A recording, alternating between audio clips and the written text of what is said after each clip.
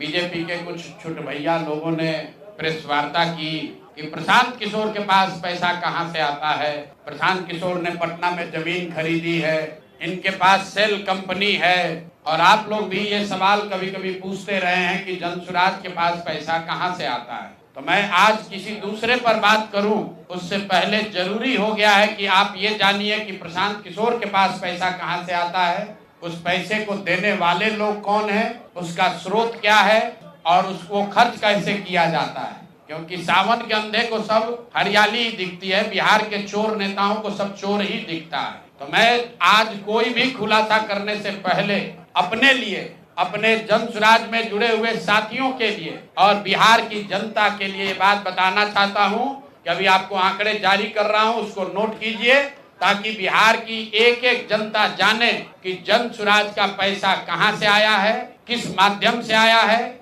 और वो कहां खर्च हो रहा है। मैं ऐसा इसलिए कह रहा हूं कि कोई कल उंगली न उठाए कि प्रशांत किशोर भी दूसरे पर इल्जाम लगा रहे हैं, दूसरे लोग भी प्रशांत किशोर पर इल्जाम लगा रहे हैं। तो हमारी ये नैतिक जिम्मेवारी है कि मैं आपको स्पष्टता से वो फिगर बताऊं। अभी तक मैं आप में से कई लोगों को याद है, मैं ये कहता हूं कि पैसा सरस्वती से आता है, उन लोगों के माध्यम से आता है जिनको हमने मदद की, वो लोग पैसा देते हैं। क्योंकि बिहार में नई व्यवस्था बनाने के लिए किसी बालू माफिया, शराब माफिया, भ्रष्ट लोगों की मदद न लेनी पड़े, गरीब से गरीब व्यक्ति को भी अगर बिहार सुधारने के लिए जज्बा है, ताकत है, उसको चुनाव लड़ाया जा सके, इसके लिए जनसुराज के पास साधन होना चाहिए। उसके लिए हम लोगों ने लोगों से पैसा मांगना शुरू किया है, लेकिन हमने ये तय किया जब ये अभियान शुरू किया कि बिहार के लोग पैसा दें या न दें, मैं अपने जीवन का जो कुछ भी है सब कुछ लगाऊंगा बिहार की इस व्यवस्था को सुधारने के लिए। और ये सिर्फ शब्द नहीं है जो मैं कर रहा हूं, ये आप देख रहे हैं। मैंने सिर्फ इसलिए नहीं आंकड़े अभी तक जारी किए थे कि सनातन धर्म में, हम लोग के धर्म में कहा जाता है कि दान करने वाले पैसे की चर्चा नहीं करनी चाहिए। लेकिन यहाँ के छुटभैये नेता, इन्होंने जब बात उठाई है तो मैं आंकड़ा जारी कर रहा हूँ, आप लोग नोट कर लीजिए। पिछले 3 बरस में प्रशांत किशोर को पैसा कहां से आया है।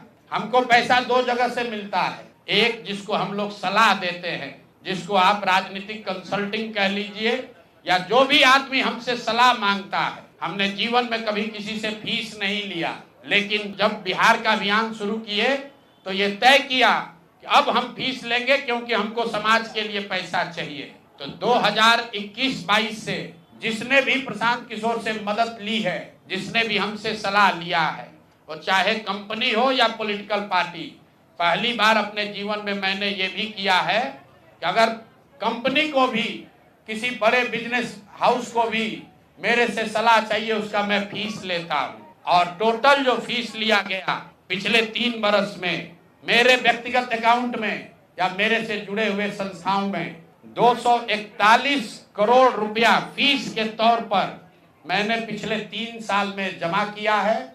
इस पर 30 करोड़ 95 लाख 68,764 रुपया जीएसटी पे किया गया है। ध्यान रखिए कि जो पैसा हम लोग सलाह देते हैं, उस पर जो फीस मिलती है, उस पर 18% भारत सरकार को जीएसटी देते हैं। तो 241 करोड़ रुपया हमने फीस के तौर पर लिया 3 बरस में, और उस पर 30 करोड़ 95 लाख रुपया हमने जीएसटी भरा। उसके बाद 20 करोड़ रुपया इनकम टैक्स दिया है, 20 करोड़ रुपया टैक्स दिया है, इनकम टैक्स, और 98 करोड़ 75 लाख रुपया डोनेट किया है जनसुराज पार्टी को अपने व्यक्तिगत अकाउंट से। हमको कहता है पैसा कहां से लाते हैं, हम लोग चोर नहीं हैं। ये तय किया है कि जीवन में जो भी पैसा कमाएंगे इस 10 साल में, ये सब बिहार की व्यवस्था को सुधारने के लिए लगाएंगे। तो 241 करोड़ रुपया में, फिर से नोट कर लो भाई, आगे सवाल जो पूछ रहे हैं, 30 करोड़ 95 लाख 68,764 रुपया जीएसटी दिया, 98 करोड़ रुपया पार्टी को डोनेट किया, बाकी पैसा खर्च के बाद जो बचा उस पर 20 करोड़ रुपया इनकम टैक्स भरा है। ये प्रशांत किशोर की इंटीग्रिटी है। पैसा किसने दिया? जिसको हमने सलाह दिया है। जिसको सलाह दिया तो स्रोत भी बता रहे हैं पैसा क्यों मिला। जिसको सलाह देते हैं उससे पैसा लेते हैं। गांव गांव में कहा है, सैकड़ों करोड़ रुपया लेते हैं, लेकिन चोरी नहीं करते हैं। सरस्वती का खाते हैं, सलाह देते हैं। जो पैसा मिला चेक से मिला, उस पर 18% GST भरा। जो पैसा जन स्वराज की व्यवस्था को चलाने में खर्च हुआ, उस खर्च के बाद जो बच गया वो भी 98 करोड़ रुपया पार्टी को डोनेट कर दिया चेक से। 98 करोड़ 75 लाख रुपया। इनकम टैक्स भरा 30 करोड़ रुपया।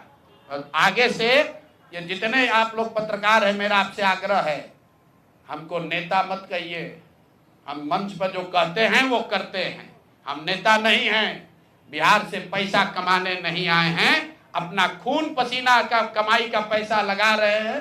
इसलिए लगा रहे हैं कि बिहार में गरीब से गरीब आदमी भी अगर सुधार के लिए कुछ करना चाहता है तो उसको पैसे के वजह से पीछे न हटना पड़े। और आपके सामने बिहार के लोगों को बता रहे हैं, अगले 10 बरस तक जब तक बिहार की व्यवस्था नहीं सुधरेगी, अपना शरीर बेच के भी पैसा लाना होगा तो भी पैसा लाएंगे, लेकिन बिहार में चोरी की राजनीति को खत्म करके ही दम लेंगे। ये आप ध्यान रखिए। और किसी भी अपने हमारे जो जन स्वराज के साथी हैं, उनको डरने की जरूरत नहीं है। 1-1 रुपया प्रशांत किशोर का अकाउंटेड है।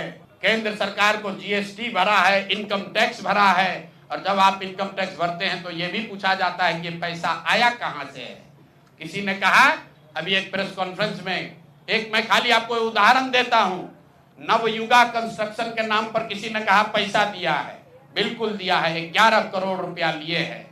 11 करोड़ रुपया 2 घंटा सलाह के लिए लिए।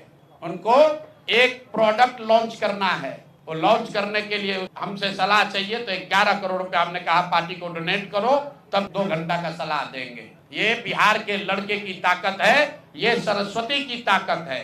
हम लोग चोरी नहीं करते, नवयुगा से घूस नहीं लेते हैं, अपना यहाँ मेहनत करते हैं, उसका फीस लेते हैं, और जो भी पैसा मिलता है अपना खर्च काट के जो बच जाता है वो पार्टी में डोनेट करते हैं।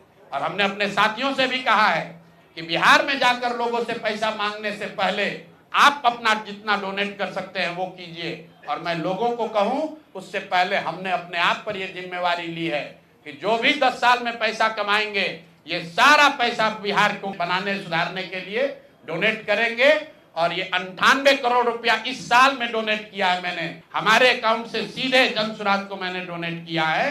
जिसको देखना है देख लीजिए। और फिर से दावा कर रहे हैं, अगर इसमें कोई कमी गलती 1 पैसा का निकल जाए तो केंद्र सरकार जांच करा ले, ED CBI इनकम टैक्स लगा ले, 1 पैसे का ऊपर नीचे होगा नहीं। मेरे लिए अपमान की बात है कि आप कहते हैं कि अशोक चौधरी भी चोरी किया है, प्रशांत किशोर भी चोरी किया है। इन लोगों के पंक्ति में खड़ा होने वाले लोग नहीं हैं। मरना पसंद है, लेकिन इन चोर नेताओं के साथ बराबरी पर खड़ा नहीं हो सकते हैं।